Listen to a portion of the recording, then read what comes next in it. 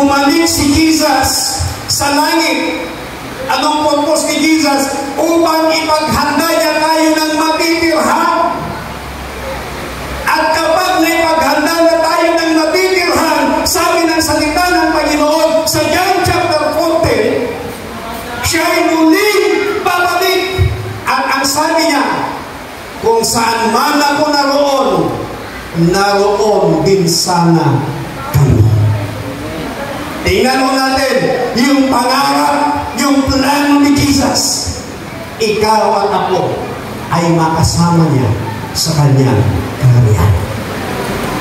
Now, sa gabi pong ito, kaibigan, kapatid, ngayong nalaman natin na ang Diyos pala ay may magandang plano sa bawat isa po sa atin. Sana bago tayo aalis sa lugar na ito, tanggapin natin yung mga plano niya ng ating Panginoon. Kaya na po lahat ay tumayo.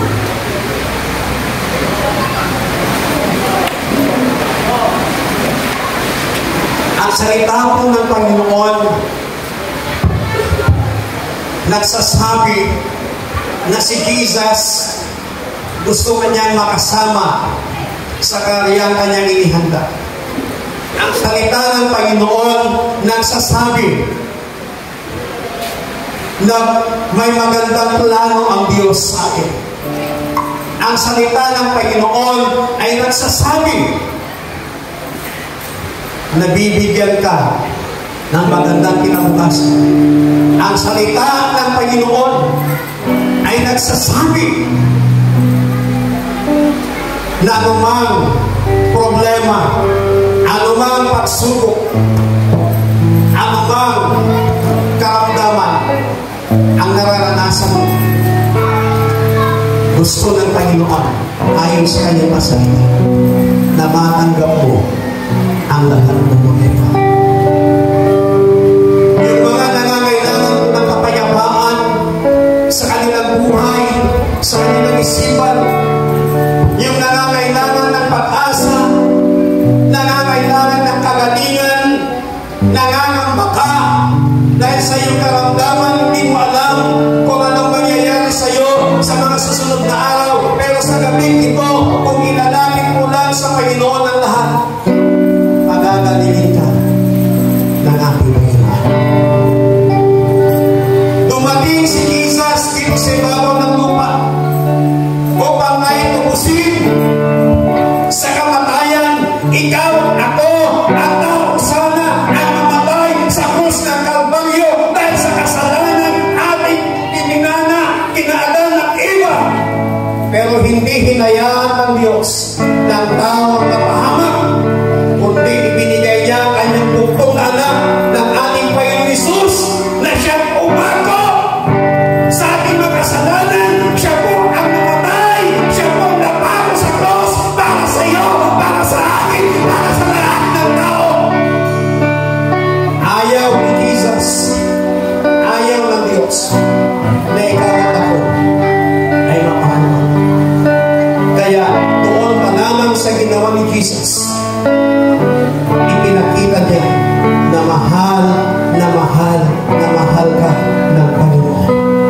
Kaya sa gabi po nito, mga kapatid, kung meron kang problema, meron kang pagsubok, meron kang karamdaman, kailangan mo ng pag-asa sa iyong buhay. Habang umaawit ang mga choir,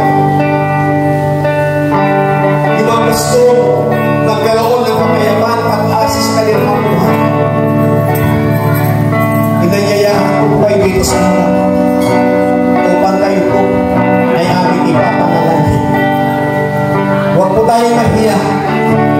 Ito po yung pagkakataon na sabihin na, Panginoon, kailangan kita. Ang tao, kapag walang Diyos sa buhay niya, wala tayong magagawa. Ang sabi ng Biblia, ang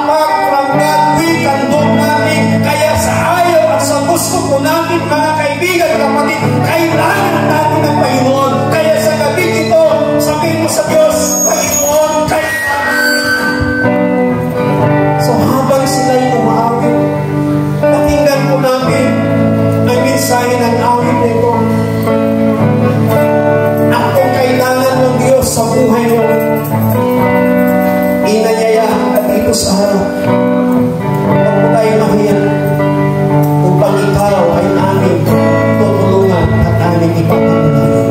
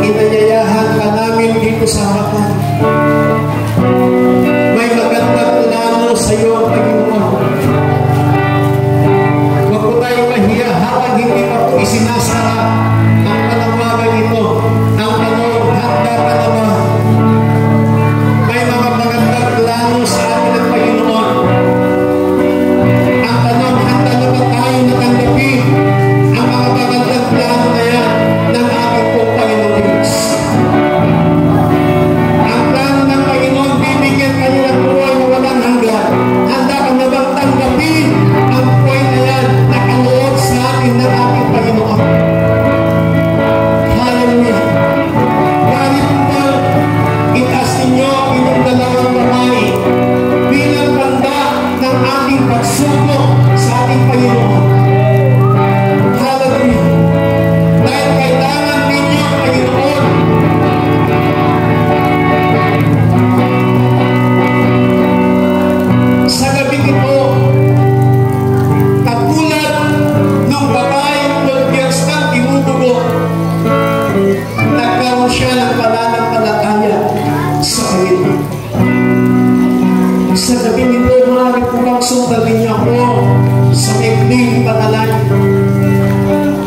Diyos, sa gabi kong ito, sundan mo ninyo ako sa pananagin. Panginoong Diyos, sa gabi kong ito, maraming salamat sa inyong mga salita. Nalaman namin na may magandang plano sa ating buhay. Kaya sa gabi kong ito, tinatanggap ko ang plano mong yan. Kailangan kita sa ating buhay. Sa gabi ito, Panginoon, kinikilala ko ang ating sarili na ako'y makasalanan sa iyong harapan. Patawarin ninyo ako sa lahat ng mga pagkakasala ko sa inyong harapan. Tinatanggap kita, Panginoong Hesus, bilang aking Panginoon at tagapagligtas ng aking buhay. Tinatanggap ko rin ang iyong banal na Espiritu na siyang tutulong, gagabay sa Panginoon sa gabi ko. Inispa ko ninyo ang aking pangalan sa kulangan ng buhay upang sa iyong muling pagbabalik ay hindi pa ako maiiwan, kundi makasama mo sa iyong kapatiran. Salamat ng marami, Panginoon, sa kaligtasan itinagdala mo sa akin sa gabi nito. Ako na lamang po ang mananalangin. Panginoon, narito ang mga tao. Nakataas ang kanilang mga kamay. Tanda ng kanilang pagsuko sa iyo. Tanda na kailangan kanila sa kanilang mga buhay. Panginoon, iparanas mo ang iyong kapangyarihan. Iparanas mo ang iyong pagmamahal. Iparanas mo ang iyong presensya. Ang kapayapaan, Panginoon. Ang pag-asa na kailangan po nila. Ang kagalingan na kailangan nila. Sa gabi pong ito, Panginoon, inyo pong ipagkakaloob sa kanila. In the name of Jesus. Salamat po, Panginoon, sa kaligtasan na pinagkaloob mo sa mga tao ito sa oras na ito.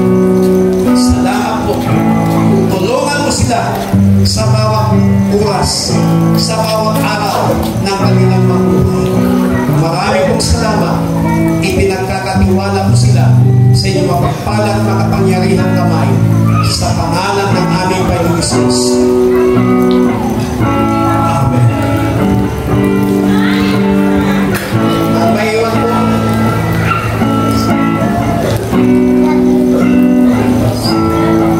Sino po sa inyo ang may karamdaman dito? Na nakadiagnose ng doktor na kayo ay nagpapadoktor. Sino po sa inyo? Yung mga nagsabi aking maiwan mo dito sa harap. Yung mga wala mong karamdaman na hindi mo nagpapadoktor.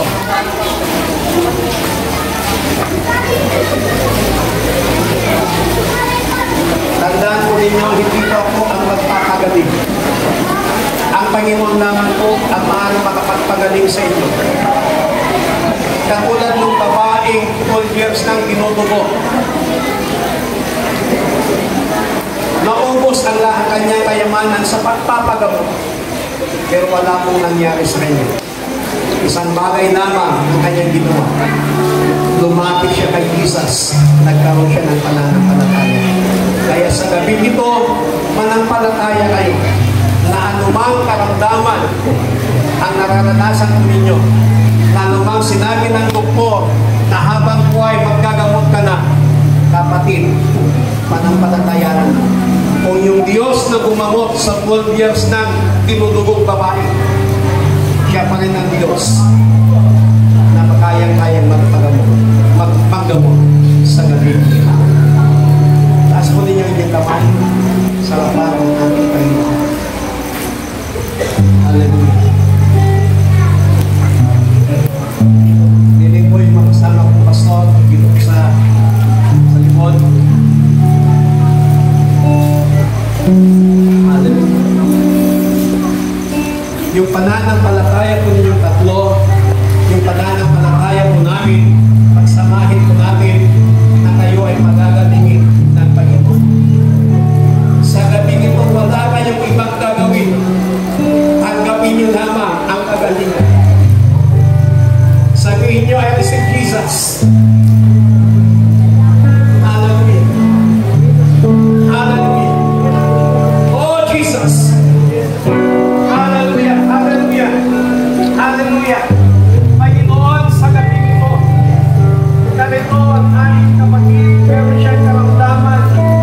Anumang klaseng karamdaman ito, Panginoon, kailangan kanya ang iyong kapangyarihan, iparanas mo sa kanya mula sa gabi ito, in the name of Jesus, and I release healing right now, in the name of Jesus, in the name of Jesus, receive the healing in Jesus' name.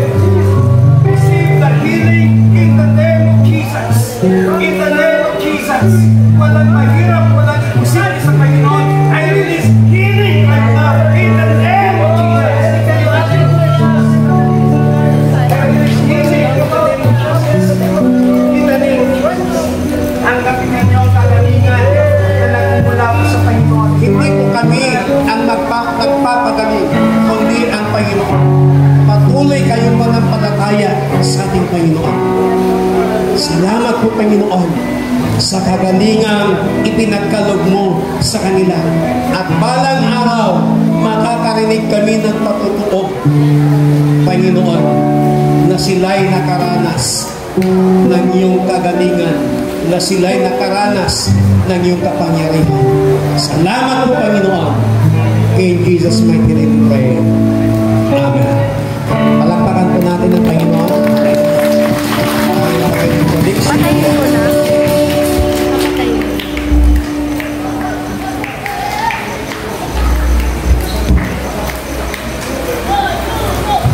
Hallelujah! Praise the Lord!